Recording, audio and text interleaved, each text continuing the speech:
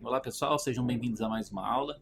Então, na aula passada, nós conseguimos então de fato controlar o nosso fluxo aqui com o switch, certo? Estamos fazendo as nossas operações, tratamos os nossos dados, né? A gente viu a importância da gente ter os tipos bem definidos, né? Então, nós tínhamos os problemas lá de trabalhar somente com números inteiros e eventualmente quando a gente precisava do número quebrado, a gente perdia essa precisão, né? Então, nós colocamos aqui o double, então, para garantir que tanto os nossos números quanto os nossos resultados, né, eles têm uma precisão de números decimais também, beleza?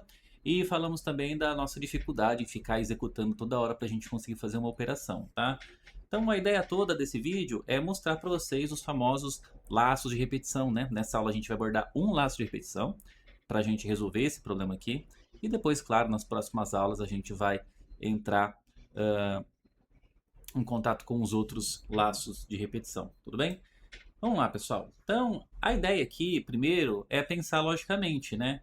Então, nós executamos nosso comando, foi criado aqui os scanners, nossas variáveis, e aqui basicamente começa a nossa interação com o usuário, né? Então, é, a partir daqui, o usuário informa o primeiro número, o segundo, coloca aqui a opção que ele quer, certo? A gente escaneia a opção, vê aqui a opção que ele pretende, faz o processamento das variáveis de acordo com a opção do cliente e a gente exibe o resultado, tá? Então aqui talvez fosse interessante a gente perguntar para o nosso usuário se ele deseja continuar fazendo outra operação, né? Deseja continuar usando a calculadora? Se ele disser que sim, a gente deveria retornar aqui, né, no começo da interação novamente, para o usuário informar mais dois números e depois selecionar a operação. Tudo bem, pessoal? Então, essa é a primeira coisa que a gente tem que pensar logicamente, né? Onde que começa essa repetição, né, e onde que termina, tudo bem? Então, aqui eu posso perguntar para o meu usuário o seguinte, systemout.println deseja continuar usando a calculadora, certo? E eu vou falar para o meu usuário então, vou colocar aqui, dar mais duas opções para ele, né? Sim ou não. Então vou colocar aqui um para sim e dois não. Beleza? Vou ler então a resposta dele, né, pessoal? Então vou colocar aqui scan, ponto. E eu vou colocar next int. Eu posso utilizar até a mesma opção, né, pessoal? Então, vamos lá. Vou colocar assim, opção igual a scan, ponto, next byte, certo? A ideia é que eu criasse uma outra variável aqui para controlar, tá? Só que se a gente já está utilizando aqui, se a gente já tem uma opção instanciada, né? A gente pode utilizar essa mesma opção para a gente colocar, certo? Ou se vocês acharem melhor, né? Isso aqui vai funcionar. Mas vamos então criar uma outra variável só para ficar mais separado o contexto, tá? Então, eu vou ter aqui um scan de next byte, só que ao invés de ser opção, eu vou colocar a variável continuar, certo? Então, essa variável que eu não declarei, por isso que ela está dando erro, vou declarar ela aqui em cima como byte continuar igual a 0, beleza?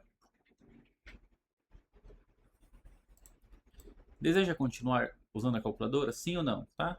Então, assim, eu vou ler aqui a resposta dele, né? Que vai ser um inteiro. E eu vou fazer o seguinte: if continuar. Então, assim, se ele digitar 1, ele vai retornar as operações, né? Vai voltar lá no início. Se ele não digitar qualquer coisa diferente de 1, tá? E aqui a gente vai colocar o nosso operador de diferente. Então, se a gente quer perguntar se ele é igual, a gente coloca igual, igual. Se a gente quer perguntar se é diferente, a gente coloca exclamação igual. Se continuar for diferente de 1, ou seja, ele apertou qualquer coisa que não seja 1, a gente teria aqui no caso de encerrar a nossa aplicação, certo? Se nós observarmos aqui, pessoal, a gente vai fazer o quê, afinal de contas, né? A gente teria que dar um jeito de passar lá para cima, tá? Usando a nossa estrutura if aqui, se continuar for diferente de 1, a gente teria que, por exemplo, sair do programa.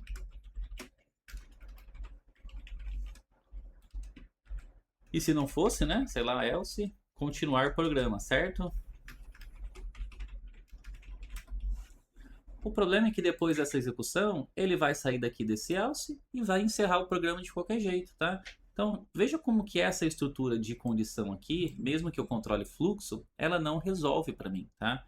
Então, aqui a gente vai trabalhar, pessoal, com uma estrutura que chama do while, tá? Então, faça alguma coisa, fique fazendo alguma coisa enquanto alguma condição for verdadeira, tá? Então, como que a gente faz? A gente vai lá em cima do nosso bloco, onde a gente quer que a repetição inicie, coloca aqui a palavra do, certo? A estrutura ela tem que ficar dentro de chaves, então tudo que eu quero repetir, eu vou mover isso aqui para dentro de chaves, tá? Então eu vou dar um Ctrl X aqui, entrei aqui no meu do e dei um Ctrl V, beleza? Só vou inventar aqui. Então faça tudo isso aqui, né, que é a nossa operação. E agora que vem a magia, pessoal. Faça isso aqui enquanto... E a gente vai utilizar a palavra while, tá? Vou colocar ponto e vírgula aqui no final para encerrar a instrução. Enquanto continuar for diferente de 1, certo? Ou seja, continuar diferente de 1 não, igual a 1, né, pessoal? Então, enquanto continuar for igual a 1, né, se o usuário digitar 1 lá, a gente continua, né, ele retorna o laço. Se ele digitar qualquer coisa diferente de 1, a gente para esse ciclo, tudo bem? Eu nem vou falar isso aqui, eu vou assim, vou colocar pressione 1 para continuar. Pressione, digite 1 para continuar.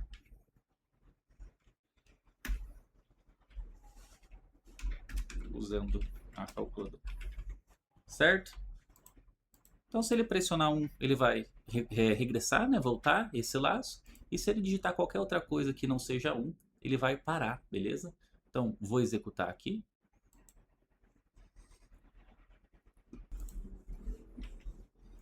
Informe o primeiro número. Vou colocar aqui 10. O segundo número, 5. Vou colocar aqui uma adição. Então, 10 mais 5, certo? O resultado é 15. E aí ele abriu a mensagem ali, ó. Digite 1 para continuar usando a calculadora. Vou digitar 1. Digitei 1 e ele voltou.